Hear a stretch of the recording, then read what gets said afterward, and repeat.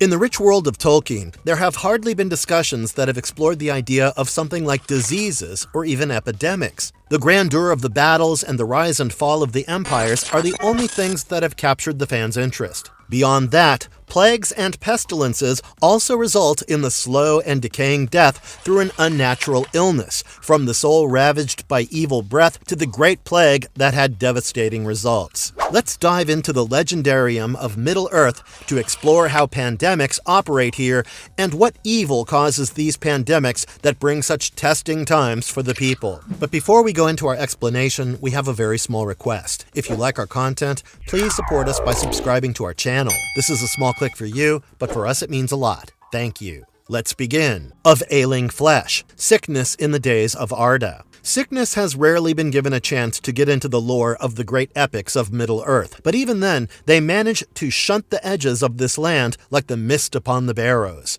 Tolkien has never entirely given in to the idea of these lingering diseases, only speaking sparingly. Still, the instances he has managed to provide us are enough to give us an idea about how these maladies shadowed the mortality of the beings. The one thing that has been very clear from the first time this topic was touched on is that these diseases and the faintest presence of a sickness indicated greater, darker powers. If we're talking about the sickness in this world, we must touch upon those who have always remained completely immune to any such ailment, the elves. Though it might sound like a boring attempt for a narrative, much more is conveyed through this than one could have ever considered. The incorruptible health among the various other aspects of the elves talks about their nature and purity. Elves aren't of the circles of the world the way that a mortal man is, because even though they can be slain like a mortal being, their spirits remain bound to the world until the very end. We're well aware that they aren't affected by age or illness, but then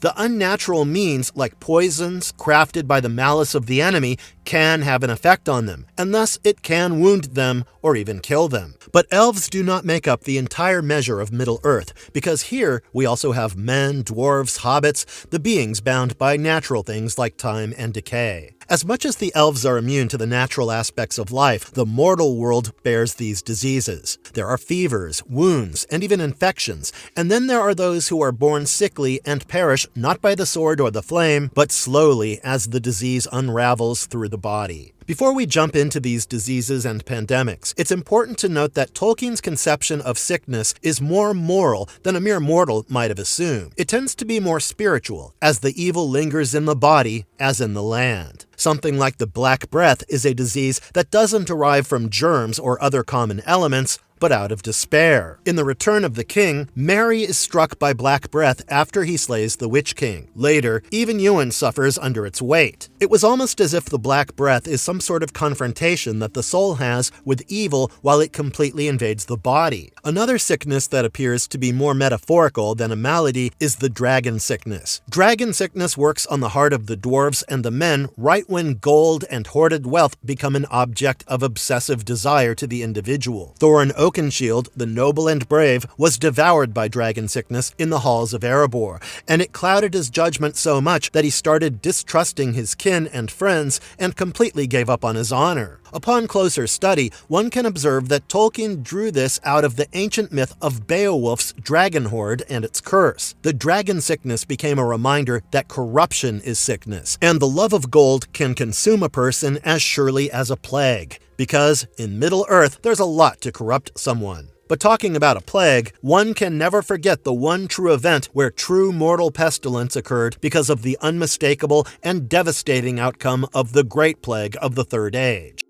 When pestilence walked, plagues and their ruin. The Great Plague moved like a slow breath through Middle-earth, like a hand of shadow that seized the unprepared ones and laid waste to every memory of strength. In the year 1635 of the Third Age, as the bitter winter had already taken over the lands, the plague ventured into Rhovanion, and the Northmen, who were completely unskilled in any form of healing, suffered grievously. Generally, the settled folks have their high walls and wise healers who tend to them, but there were no settled folk, and they dwelt widely under the open sky in the wooden halls and low stables. As the cold struck, the men and the horses were driven inside the tight quarters, which became the easiest target for the sickness. When the plague hit them, even the horses were laid down in great numbers. Then the dark wind moved across the land and crept into the fields and rivers to land in the hearts of the nations. Gondor was struck by the plague in 1636, while it was still reeling from the slaying of King Minardil at the hands of the corsairs of Umbar. But the plague didn't seem to care about the circumstances, and once it fell, it landed with a devastating force, and soon the cities that stood with pride would end up getting afflicted by the weight of the deaths. The glorious capital of Osgiliath had a worse outcome than any land outside Rhovanion, and the population fled in such numbers that Gondor felt like it had been drained of its blood. Even the throne couldn't shield itself from the reach of this pestilence, as King Telimnar, the 23rd in the line of the Mineldil, perished along with his child as they fell to the disease one by one. As the last breath of the kingdom fell, the white tree of Gondor withered and died in mourning for the loss of the final glory in the south. The kinstrife might have begun the attack through political fracturing and bitter blood, but the plague landed the final blow and silently put it to rest. Troops from the borderlands were called back in, and the proud watch on Mordor that was placed in the days of Elendil ended up being forsaken. The ashes of Mordor started shifting as if it was also troubled by the cold wind, and dark shapes could be seen gathering in the land where once fire had slept. But all this wasn't limited to Gondor only, as the pestilence started moving towards the White Mountains, crawling like a snake to the west and then to the north. Eriador and its scattered towns, filled with dwindling hope, were the next ones to suffer, and the city of Tharbad, that had once held a joint garrison for the North and South kingdoms, found its defenses broken completely because of the absence. But the toll was greater across the lands of Meneriath and Cardolan, and even the last of the Dunedain of Cardolan perished under the plague. While the spirits left or fled, other things started occupying this absence. Dark things, evil,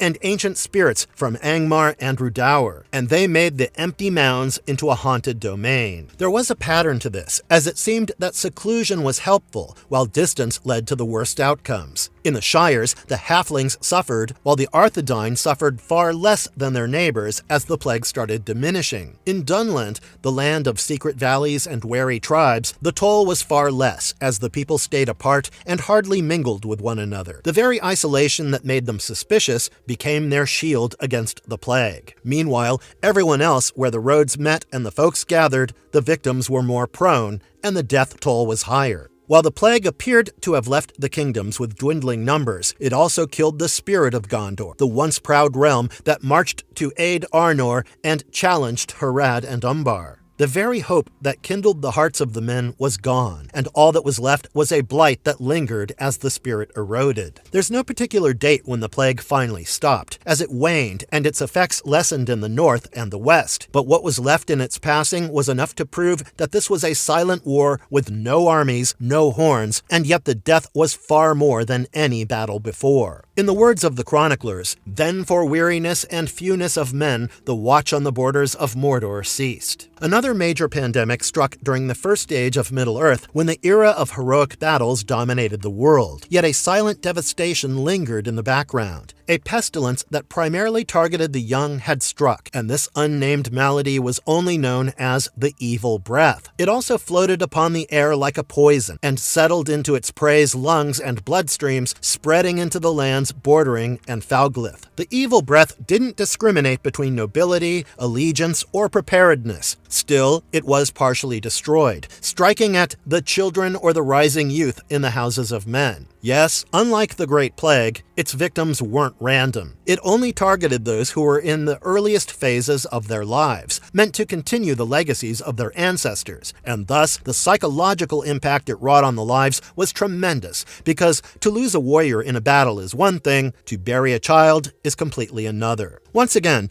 Tolkien didn't provide a statistical account of this pandemic. Still, the power of the pandemic was expressed through the emotional and symbolic toll that it brought along. Both these epidemics have a singular presence in the mythology of Middle-earth because even though most of the major events reshape history, these pandemics managed to change entire landscapes, leaving only memories and ruins behind.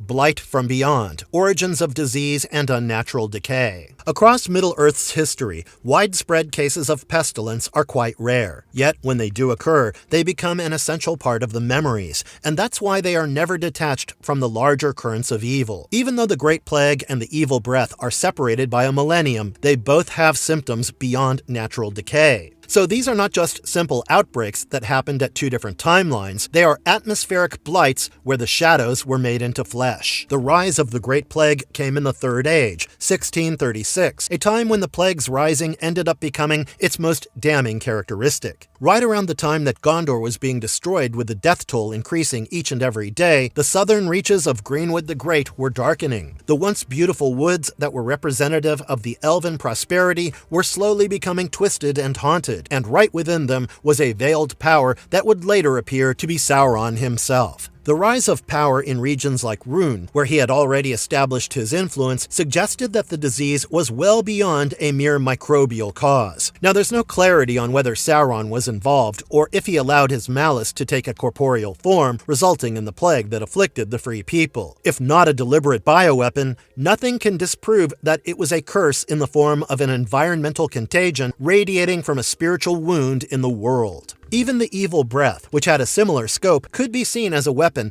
because of the target that added some precision to its clarity. In the very waning years of the First Age, the mass death brought a concentrated blight that only afflicted those symbolically tied to the hope and future of the age. In the Children of Húrin, it is noted as a pestilence hatched in Angband beyond the guess of elves and men, a phrase that condemns it as a deliberate evil, even if its method remained unexplained. All of these elements can be clearly taken into consideration as an environmental convergence, a sickness that goes beyond just the usual idea of an outbreak. Shadow does not grow that simply into the Mirkwood, nor does the Dorloman suffer a flu season. It has to be hollowed out with woe. Both of these great afflictions are far more than diseases. They are manifestations of some sort of supernatural entropy, a deliberate attempt to degrade the ideas of hope and order.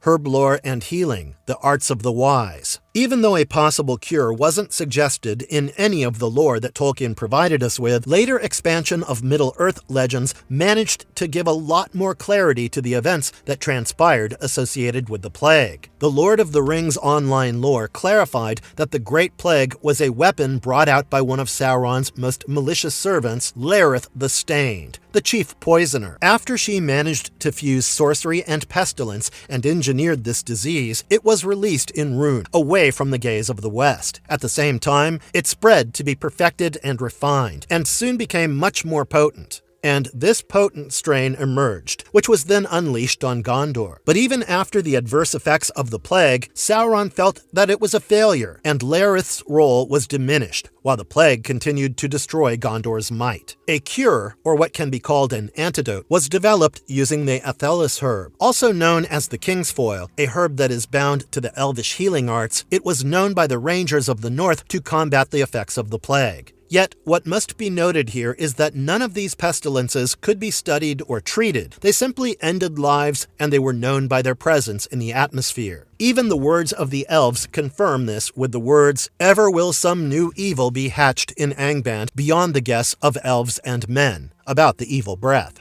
Marvelous verdict. It's interesting how Tolkien builds these diseases with much more to them than just being pestilences, but essential parts of the lore that have a much larger impact than any other historical event. A particular example, like the dragon sickness, can be taken into consideration as it isn't a disease, but the result of the growth of a seed that is planted by the corruption caused by a great treasure. None of this is actually unique to fantasy, since our world also mirrors these patterns, as it's quite well known that the greater the hoard, the deeper the rot. And if you liked our content, don't forget to leave a like and subscribe to us if you haven't already. Have a good one and be safe. Thanks, everyone.